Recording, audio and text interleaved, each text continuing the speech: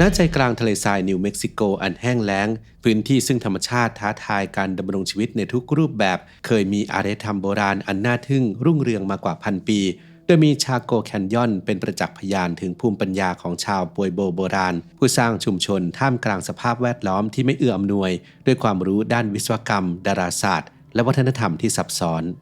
แต่ในที่สุดอารยธรรมอันยิ่งใหญ่นี้ก็สิ้นสุดลงเหลือเพียงชาโกแคนยอนเป็นหลักฐานทางประวัติศาสตร์ที่รอการไขปริศนาสถานที่แห่งนี้ได้บันทึกเรื่องราวของความรุ่งเรืองการปรับตัวเพื่อความอยู่รอดและความลับอีกมากมายที่ซ่อนอยู่ภายใต้ผืนทรายอันกว้างใหญ่ในคลิปนี้อับดุลไททูบจะพาทุกคนย้อนเวลากลับไปสู่อารยธรรมชาโกค้นพบความมหัศจรรย์ของชาโกแคนยอนรวมถึงไขปริศนาว่าเหตุใดเมืองอันรุ่งเรืองแห่งนี้จึงกลายเป็นเพียงซากปรักหักพังกลางทะเลทรายในที่สุดครับสร้างสุขภาพสมองที่แข็งแรงด้วยคุณประโยชน์จากสารต้านอนุมูลอิสระ2ชนิดอย่างฟลาโวนอยด์และเทอร์ปินอยด์สกัดจากใบแปะก๊วยของญี่ปุ่นมีส่วนช่วยในการไหลเวียนเลือดไปยังสมองได้อย่างมีประสิทธิภาพด้วยเจแปนกิงโกบิโลบาจาก Clarity ทางเลือกเพื่อการเรียนรู้ที่ยั่งยืนดูแลสุขภาพสมองให้แข็งแรงอย่างยืนยาวศึกษาข้อมูลเพิ่มเติมของแบรนด์ที่ผมไว้ใจได้ที่ clarity.asia/ginkgo biloba หรือคลิกลิงก์ใต้คลิปได้เลยครับ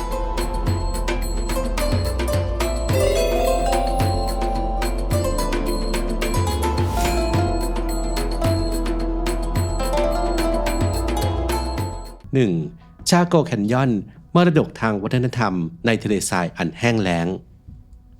ณกลางทะเลทรายนิวเม็กซิโกอันแห้งแล้งชาโกแคนยอนตั้งตระหง่านเป็นแหล่งโบราณคดีที่บ่งบอกว่าเมื่อกว่าพันปีก่อนระหว่างปีค.ศ.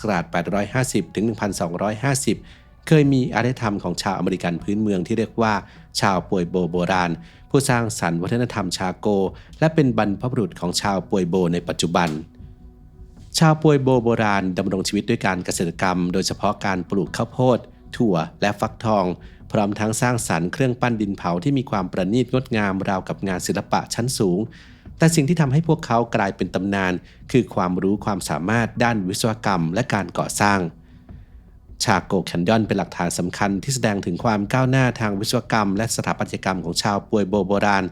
สิ่งก่อสร้างต่างๆถูกวางผังอย่างเป็นระเบียบด้วยเทคนิคเฉพาะตัวเพื่อทำหน้าที่เป็นศูนย์กลางของพิธีกรรมการค้าและกิจกรรมทางการเมืองที่น่าสนใจคือสิ่งก่อสร้างเหล่านี้ถูกสร้างขึ้นในพื้นที่ซึ่งมีสภาพแวดล้อมไม่เอื้ออำนวยต่อการดำรงชีวิตมีฤดูหนาวที่ยาวนานฤดูเพาะปลูกที่สั้นและปริมาณน้ำฝนที่จำกัดแต่กระนั้นชาโกแคนยอนกลับกลายเป็นศูนย์กลางวัฒนธรรมที่สำคัญนักวิจัยเชื่อว่าสาเหตุที่ชาวปวยโบโบราณเลือกตั้งถิ่นฐานในพื้นที่อันท้าทายนี้อาจเกี่ยวข้องกับเหตุผลทางดาราศาสตร์เนื่องจากการก่อสร้างในชาโกแคนยอนนั้นไม่ได้เป็นไปอย่างไร้ทิศทางแต่มีการวางแผนอย่างรอบคอบโดยคำนึงทั้งทิศทางทางภูมิศาสตร์และปรากฏการณ์ทางดาราศาสตร์เช่นการวางกำแพงของโครงสร้างบางส่วนให้สอดคล้องกับตำแหน่งที่ดวงจันทร์ขึ้นและตกห่างกันมากที่สุดตามแนวขอบฟ้าเป็นปรากฏการณ์ที่เรียกว่า Lunar Standstill ซึ่งเกิดขึ้นทุก 18.6 ปีนอกจากสิ่งก่อสร้างที่น่าทึ่งแล้วชาวปวยโบโบราณยังสร้างระบบสังคมที่ซับซ้อนมีเครือข่ายการค้าที่เชื่อมโยงกับดินแดนห่างไกลสะท้อนให้เห็นถึงความสามารถในการปรับตัวและการบริหารจัดการทรัพยากรที่โดดเด่นอย่างยิ่ง 2. วัฒนธรรมชาโกอารยธรรมที่ซับซ้อนที่สุดแห่งหนึ่งในอเมริกาเหนือวัฒนธรรมชาโกจัดเป็นหนึ่งในอารยธรรมโบราณที่มีความซับซ้อนที่สุดในอเมริกาเหนือซึ่งเจริญรุ่งเรืองในดินแดนทางตะวันตกเฉียงเหนือของรัฐนิวเม็กซิโกสหรัฐอเมริกายาวนานถึง4 ศตวรรษ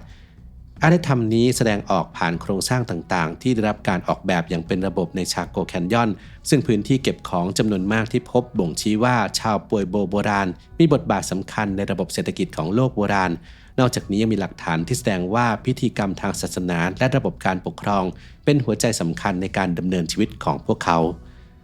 จากการศึกษาชาโกแคนยอนนักวิชาการได้ค้นพบโครงสร้างสำคัญที่เรียกว่าคีวาซึ่งเป็นห้องทรงกลมที่มักสร้างไว้ใต้ดินภายในประกอบไปด้วยหลุมก่อไฟมานั่งโดยรอบช่องระบายอากาศบันไดขึ้นลงจากหลังคาและสิ่งที่เรียกว่าซิปาปุซึ่งเป็นรูเล็กๆหรือรอยบุ๋มบนพื้นถือเป็นสัญลักษณ์ของประตูที่บรรพบุรุษโบราณใช้เพื่อก้าวเข้าสู่โลกปัจจุบันเป็นครั้งแรกตามความเชื่อ คีวาถือเป็นหัวใจของชุมชนทำหน้าที่เสมือนโบสถ์รัฐสภาและโรงเรียนรวมไว้ในที่เดียวกันที่นี่ชาวป่วยโบราณประกอบพิธีขอฝนตัดสินใจเรื่องการเมืองถ่ายทอดเรื่องเล่าและรวมตัวกันในกิจกรรมสำคัญวิธีการแก้ไขปัญหาต่างๆถูกคิดค้นร่วมกันในคีวาผ่านการพูดคุยเพื่อรับมือกับความขัดแย้งทางสังคมคีวาจึงเป็นสัญลักษณ์แห่งความเป็นหนึ่งเดียวกันของชุมชนโดยรูปแบบของคีวาที่พบครั้งแรกในชาโกแคนยอนยังคงมีการใช้ในหมู่ชาวป่วยโบจนปัจจุบันสิ่งที่น่าประหลาดใจคือชาโกแคนยอนมีคีวาถึง115แห่งทั้งคีวาขนาดเล็กที่รองรับผู้คนได้ 50-100 คนและคีวาขนาดใหญ่ที่รองรับได้ถึง400คนซึ่งจำนวนนี้ถือว่ามากผิดปกติเมื่อเทียบกับอัตราส่วนทั่วไปที่มักพบคือ60-90 ห้องต่อ1คีวาสะท้อนให้เห็นถึงสังคมที่มีความซับซ้อนมีการจัดระเบียบอย่างรัดกุมและมีรากฐานทางวัฒนธรรมที่แข็งแกร่ง 3. ชาโกแคนยอนการก่อสร้างด้วยเทคนิคอันล้ำยุคชาวป่วยโบราณใช้เทคนิคการก่ออิฐที่มีเอกลักษณ์เฉพาะตัวในสมัยนั้นโดยเฉพาะการสร้างอาคารหินขนาดใหญ่ที่เรียกว่า Great House ซึ่งทำหน้าที่เป็นทั้งที่อยู่อาศัยสถานที่ประกอบพิธีกรรมและศูนย์กลางการค้า Great House มีลักษณะเป็นอาคารหลายชั้นประกอบด้วยห้องโดยเฉลี่ย200ห้องบางแห่งมีมากถึง700ห้องสร้างด้วยอิฐหินที่เรียงต่อกันอย่างประณีตแม่นยำเชื่อมด้วยดินเหนียวและฉาบด้วยปูนปลาสเตอร์เพื่อให้แข็งแรงทนทานเทคนิคการก่อสร้างเช่นนี้ไม่เคยปรากฏมาก่อนในวัฒนธรรมร่วมสมัยใดๆในภูมิภาคนี้วิศวกรชาวชาโกวางแผนการก่อสร้างอย่างละเอียดรอบคอบตั้งแต่เริ่มต้นซึ่งแตกต่างจากวิธีการทั่วไปในยุคนั้นที่มักจะเพิ่มห้องตามความจำเป็นการก่อสร้างบางอาคารใช้เวลานานหลายสิบปีหรือกระทั่งเป็นศตวรรษโดยมีเอกลักษณ์ทางสถาปัตยกรรมที่ทำให้สามารถระบุได้ว่าเป็นผลงานของวัฒนธรรมชาโกการศึกษาพบว่าในการก่อสร้างมีการใช้ไม้สนประมาณ 200,000 ต้นซึ่งส่วนใหญ่ถูกขนส่งมาจากเทือกเขาชุสกาที่อยู่ห่างออกไปกว่า100กิโลเมตรนักโบราณคดีบางคนตั้งสมมติฐานว่าผู้สร้างโครงสร้างอันน่าทึ่งเหล่านี้อาจเป็นกลุ่มผู้อพยพจากหุบเขาโดโลเรสที่ย้ายถิ่นฐานในช่วงกลางคริสตศตวรรษที่ 9 เนื่องจากประสบภัยแล้งโดยสังเกตจากเทคนิคการก่อสร้างและสถาปัตยกรรมที่มีความคล้ายคลึงกันอย่างไรก็ตามทฤษฎีนี้ยังไม่ได้รับการยอมรับอย่างกว้างขวางเนื่องจากมีหลักฐานอื่นที่บ่งชี้ว่าชาวป่วยโบราณอาจเป็นผู้อยู่อาศัยดั้งเดิมในพื้นที่นี้แม้เทคนิคทางสถาปัตยกรรมของชาวชาโกจะล้ำสมัยแต่นักโบราณคดีกลับไม่พบหลักฐานที่เป็นตำราหรือลายลักษณ์อักษรใดๆที่แสดงถึงวิชาการก่อสร้างหรือความรู้ด้านวิศวกรรมของอารยธรรมนี้นักวิจัยจึงสันนิษฐานว่าเนื่องจากชาวป่วยโบราณไม่มีระบบการเขียนการถ่ายทอดความรู้จึงน่าจะเกิดขึ้นผ่านประเพณีมุขปาฐะการสอนแบบตัวต่อตัวและการฝึกฝนจากการปฏิบัติจริงวิธีการเหล่านี้ทำให้พวกเขาสามารถสืบทอดความรู้และเทคนิคการก่อสร้างจากรุ่นสู่รุ่นได้ยาวนานกว่า300ปีแม้จะไม่มีตำราก็ตาม 4. ถนนในวัฒนธรรมชาโกการออกแบบตามหลักจักรวาลวิทยาการใช้เทคโนโลยีไรด้าได้เผยให้เห็นถนนโบราณอายุกว่า 1,000 ปีที่ซ่อนอยู่ใต้พืชพันธุ์บริเวณใกล้เคียงกับชาโกแคนยอนในรัฐนิวเม็กซิโก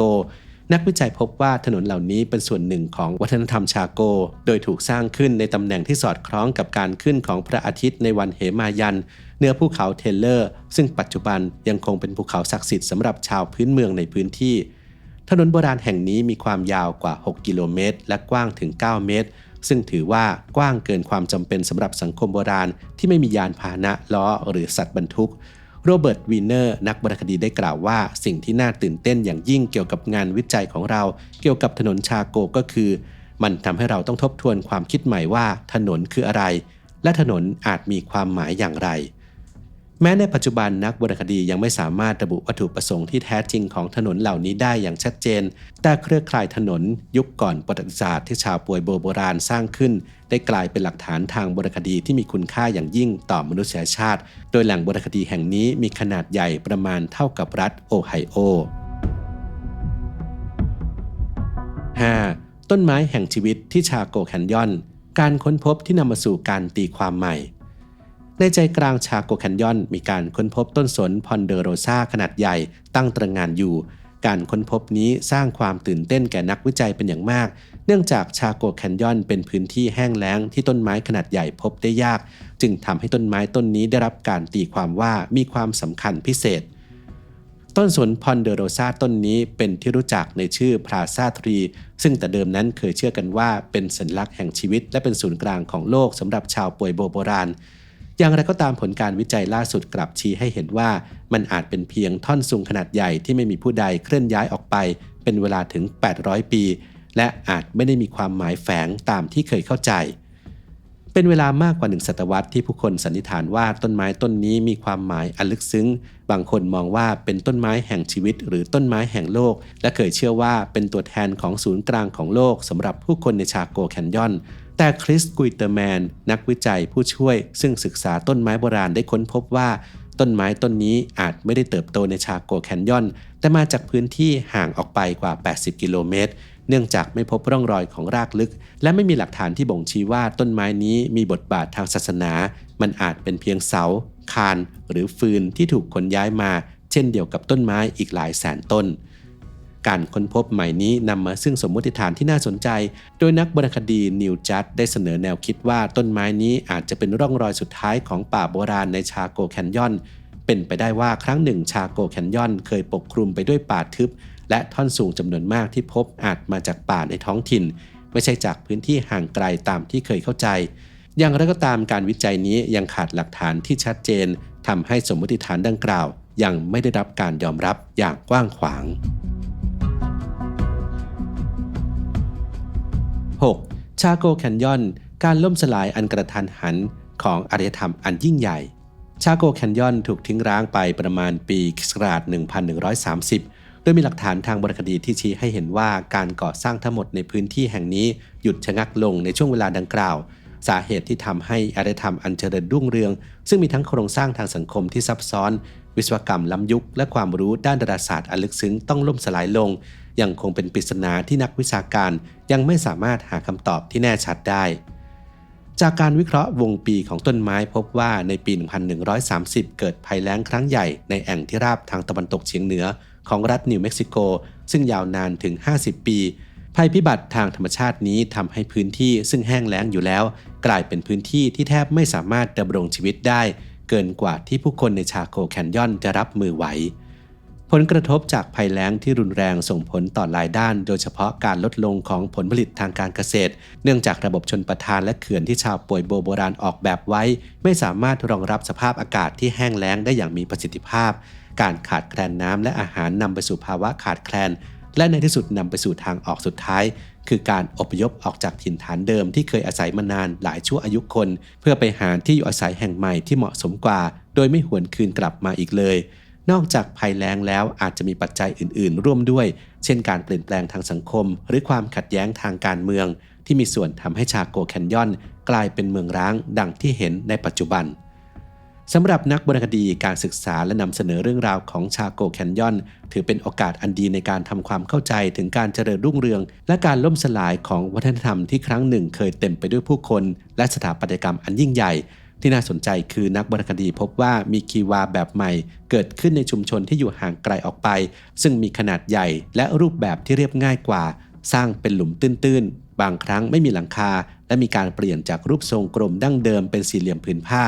เป็นคีวาแบบผสมผสานระหว่างวัฒนธรรมชาโกดั้งเดิมที่ให้ความเคารพต่อประเพณีของบรรพบุรุษกับแนวคิดอันยืดหยุ่นที่มาจากกลุ่มผู้อพยพที่หลากหลายสะท้อนให้เห็นว่าชาวป่วยโบในยุคต่อมาไม่ได้ปล่อยให้วัฒนธรรมของพวกเขาสูญหายไปแต่ยังคงยึดมั่นในรากเหง้าขณะเดียวกันก็ปรับตัวเพื่อความอยู่รอดในสภาพแวดล้อมที่เปลี่ยนแปลงไป